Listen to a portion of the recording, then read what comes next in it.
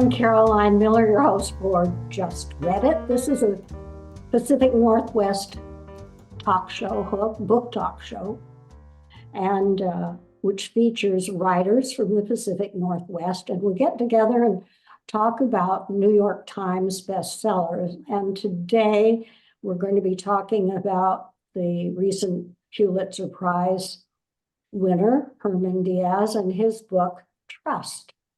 And I have with me two sterling Pacific Northwest writers. One has been with us before and a newcomer. So, Suzy, I'll welcome you back first as the pro, and then Dian, welcome as the newbie. And before we start to get into the books, of course, our audience wants to know something about the pair of you. So, Suzy, you've written about 3 books, I think. Am I right on that?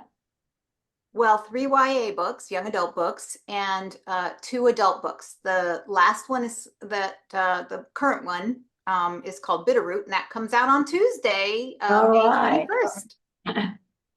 And the first one was Faultline, if I recall? Faultland, yes. Or Faultland, okay. And tell us just a tiny bit about this latest one that comes out. What's the plot line on? You don't. Well, yeah. it's this. Well, we don't need to see that because we'll fit it in there on our own. But what's the plot line of the book? So it's set in northern Idaho, and it concerns a young woman who's come back to a small town in northern Idaho, and she faces many dilemmas. She comes home to take care of aging parents, and they pass away, and then she gets married to her childhood sweetheart.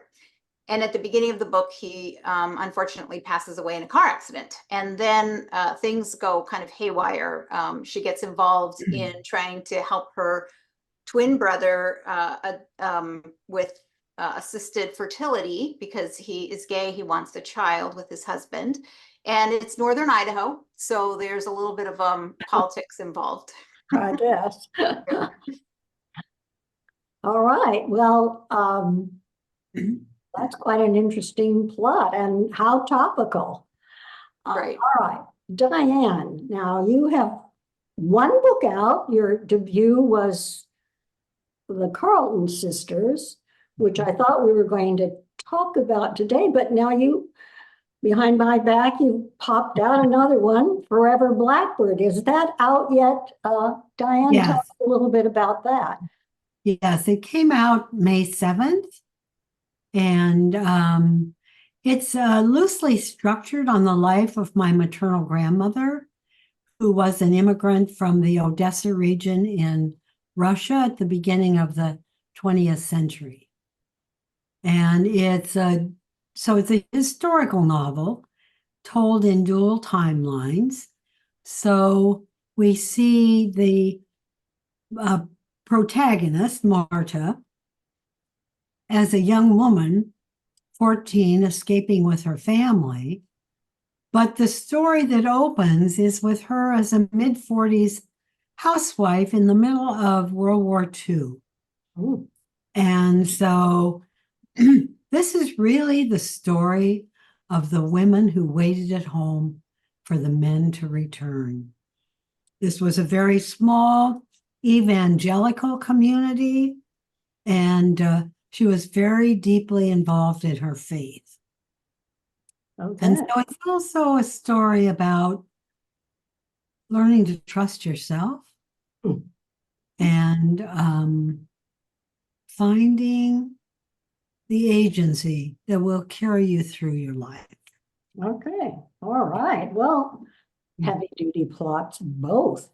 So readers and observers of the program, listen up. A couple of challenging new novels out on the market today.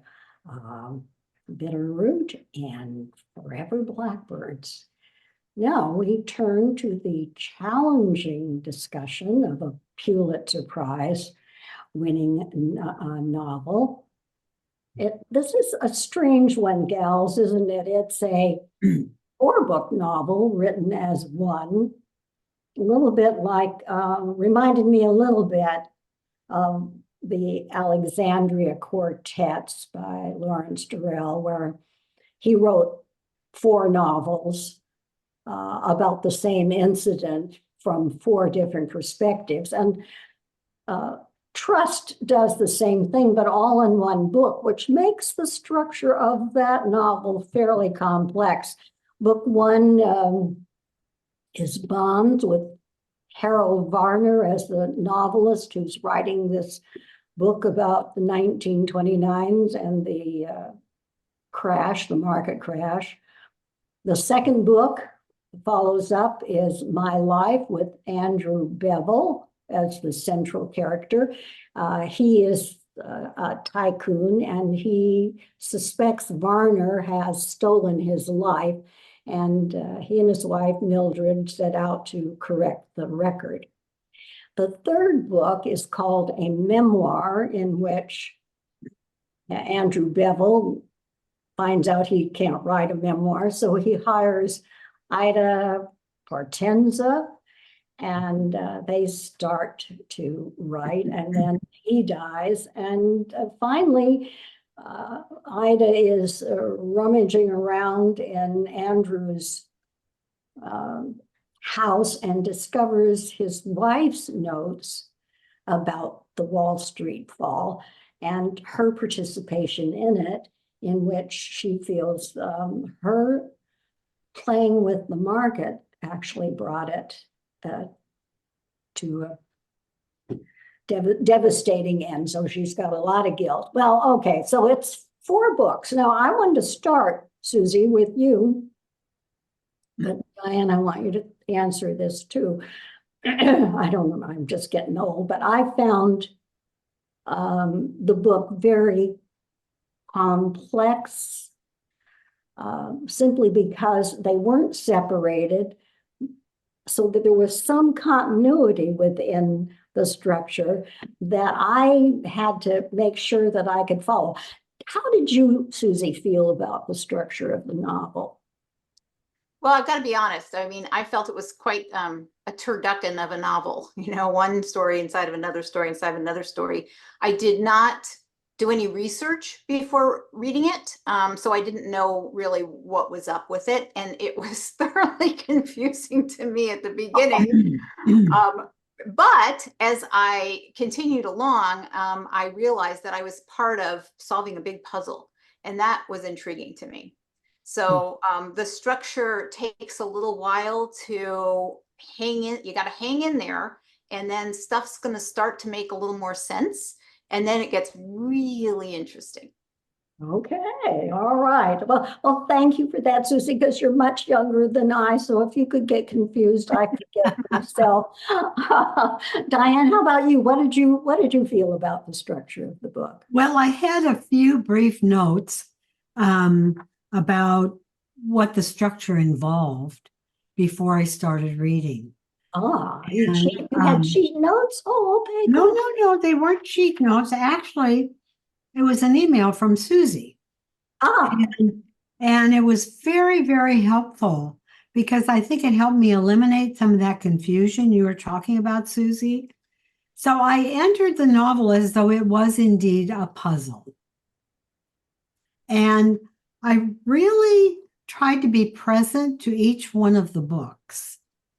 The one that probably confused me the most was the second one, the notes for the memoir. Very interesting how he did that, so that they actually seemed like notes. And I have to say, I was completely surprised by the last book. It was actually quite delightful to read the last. You have to read 3 books to get to the last one that was delightful. Okay. Well, I wondered, I'm comforted with that. I think for me, Durrell's solution of treating them as separate books was easier for me to follow. Nonetheless, Suzy, right, if you persist, there is a reward. What did you think about the writing style, Suzy? Well, it was a dense book. It was a densely written book. And at times I felt the urge to skim, I will admit. But since I was going to be doing this sort of review, I thought, no, you've got to read the whole thing, but You never know what I might ask. well, part of it was, it was set a while back. So the language was, for me, a little bit formal. And Ida's voice, I didn't quite buy, maybe because it was written by a man. So I don't know if we're going to talk about that a little bit, but Yeah. I found her to be the least genuine of the voices when I was trying to sort of see the character. Mhm. But in general, obviously it's a brilliant book. What can you say? Won the Pulitzer. Well, all right. Comment, Diane, about the style, and we'll pick up on Suzy's comments about Ida and see what we're going to do with her. Okay. It was very interesting that the novel that Bonds, which introduces the story, was mostly narrative voice, and there was distance in it. It was, I felt like I didn't really know this man, except what I was being told. I didn't have any sense of him having any kind of internal world. And the word that came up for me, I was thinking about it this morning, was, we talked today about moral compasses. Hmm. And he seemed completely devoid of any moral compass. He was completely engrossed in his own ambition. Now you're talking about Bonds, the central character? Yeah, okay. Mhm. Okay, well, Suzy, I'm going to lie to you because Diane just took me into something, but I think it will work with your description of Ida. I came across a quote that I want to read from Bevel himself, as in his notes, about why he was writing his correction of the Bonds book. And it said, if I am ever wrong, I must make use of all my means and resources to bend and align reality according to my mistakes so that it ceases to be a mistake. And I thought, a motto for our current time, would you not say? And somehow just summed up chauvinism at its best to me. Now, Suzy, does that quote astound, and does it in any way reflect on your opinions about Ida? Well, I was in a difficult position, because Andrew Bevel was horrible. And he reminded me a little of a client I once had. And as I was reading it, I was just blown away by some of the particulars, just the way that sometimes men's narcissistic behaviors can override any good deed that a woman is trying to do to help. Mm-hmm. So yeah, I found Andrew Bevel to be horribly insufferable. And yes, there is definitely a parallel with today's politics, and we know who we're talking about. Although this isn't a political program, but it does seem that truth is very flexible today. And I just couldn't help. I just tripped over that. Well, then what did you want to tell us about Ida? What was your take on Ida? I found her sensibility to not be particularly genuine, but I appreciated the emotion that was written into that character, and sort of, between the rock and the hard place in terms of trying to please her father and this man who was employing her. But I just felt like the voice was just a little bit off for me. What do you mean? Can you go into that? The voice was a little off? In what sense? Well, I can only really say that it felt more like a man writing about a woman. Yes. Yeah, that there wasn't some of the, I don't know, I don't want to say softer, but I want to say more contemplative, the way that the character was internalizing some of the things, for me, felt like a man's view of how, he would write about a woman going through those things. But I mean, obviously Ida was the one who kind of solves the puzzle, right? Because she finds the real deal at who Mildred really was, which I appreciated. Yeah. Well, how about you, Diane? Did you feel Ida was really less of a woman than she might have been? Well, the thing that was peculiar about the first three books was that didn't seem to be any emotional life. And I think that's what you were speaking to, Suzy.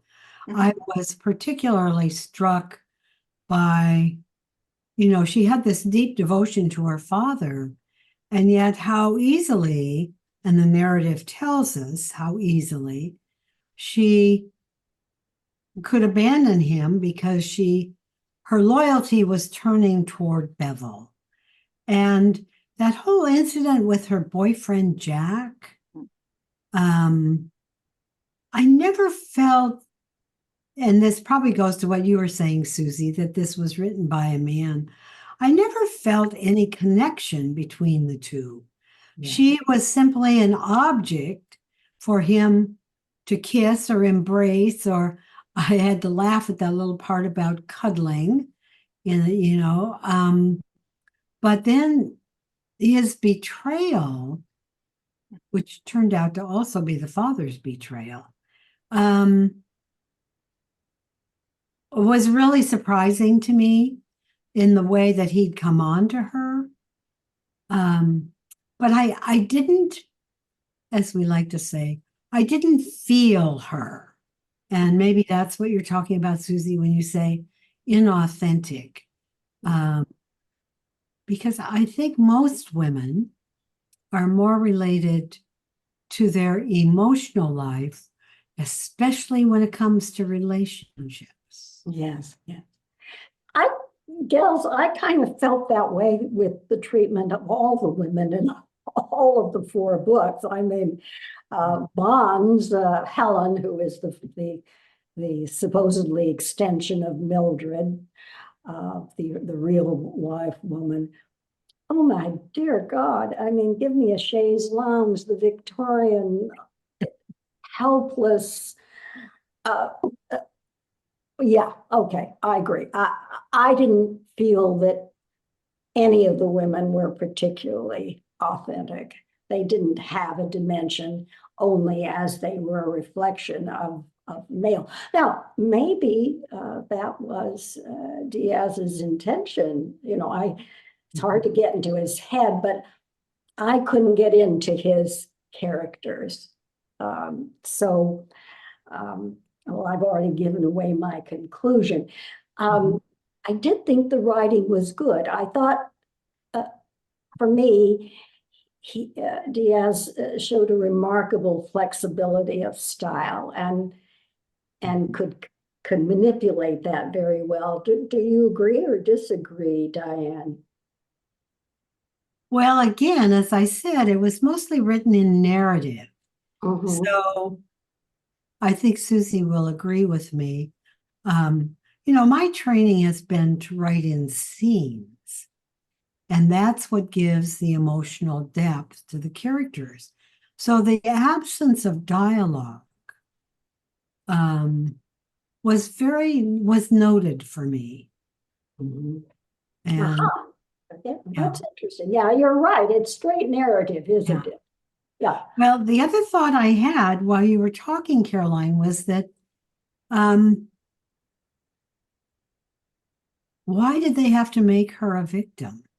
Why did they have to make Mildred a victim?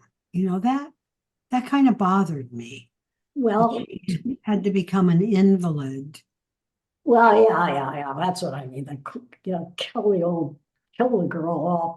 But Mildred did have the last word in a way, would you say, Suzy? I mean, she kind of turned out to be the mastermind who created Andrew Bevel's wealth, and maybe even really did bring about the 1929 stock market. What did you feel about that?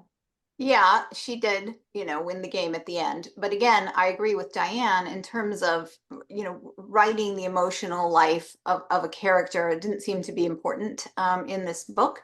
There was a lot of exposition, there was a lot of explaining, there was a lot of sort of, formal distance. It spoke to the times, I suppose, as well, but yeah, Mildred's the version that the two men had of this character, of this Mildred, I thought was just egregious. I mean, they put her in some asylum, Right. I right. think to write a book like this and with female characters like this is so surprising, such a step backwards in some ways. Did you feel that, Suzy, too, or? Well, it was thought provoking, I will say that. And it was a very complex, layered book, and it had a lot of historical precedent. So it's valuable, I think, from that perspective. But is it the style of book that I enjoy? No. Okay. All right. Well, that brings us, we're getting near the end of our time.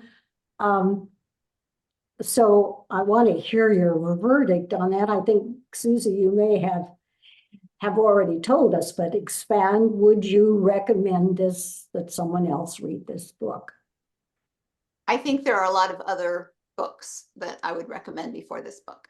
So I guess I'm going to have to give it what no. All right, and no. How about you, Diane? Well, I will confess I cheated a little bit. I did read the New York Times review of this book, which was not very complimentary.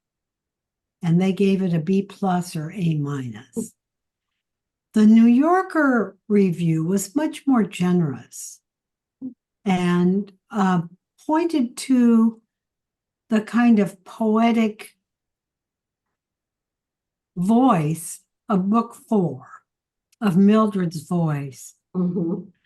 I was really surprised. I don't know if anybody else picked up on this, but Harold Varner's initials were in that last part.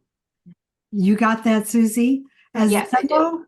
As though he had been very much involved with her. Mm-hmm. Mm-hmm. And that was maybe where he got a lot of his material.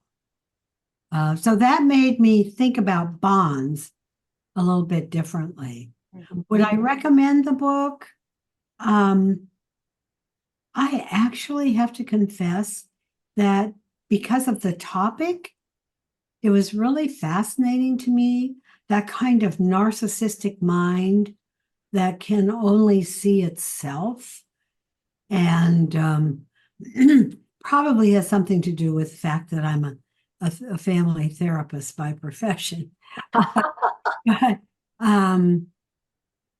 Okay. I think I'd only recommend the book to very particular readers. Choose your audience. Okay.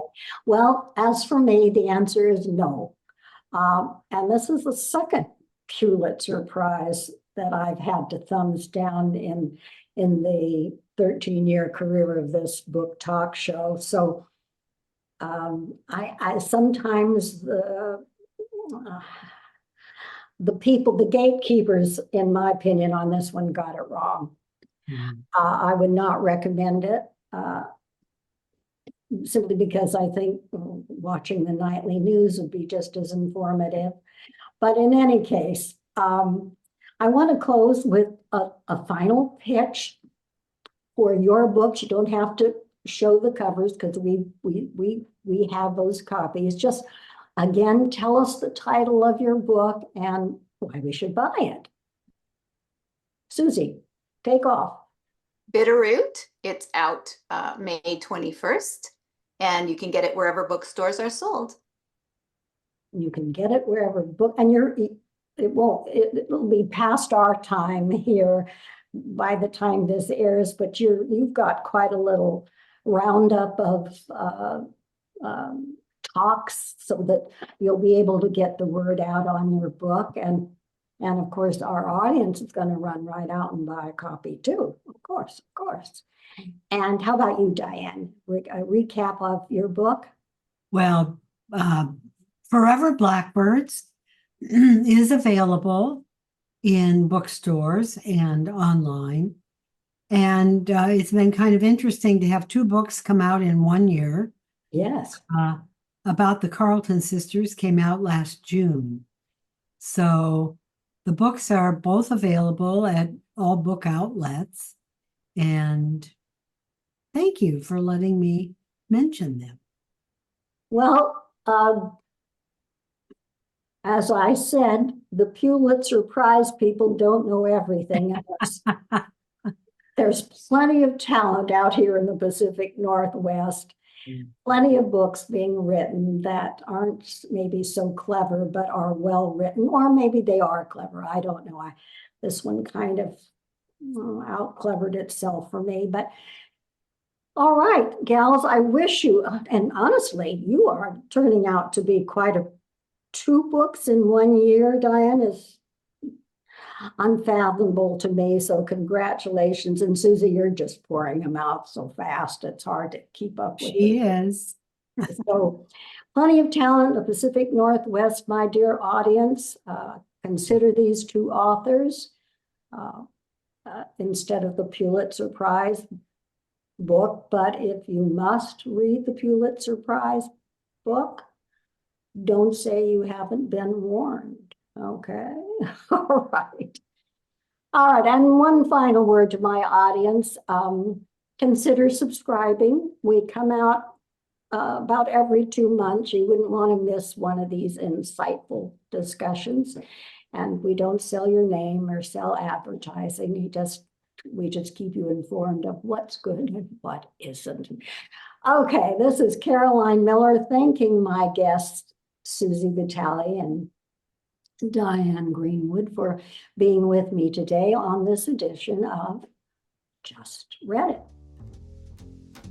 Thank you, Carolyn. Thank you so much. Yes.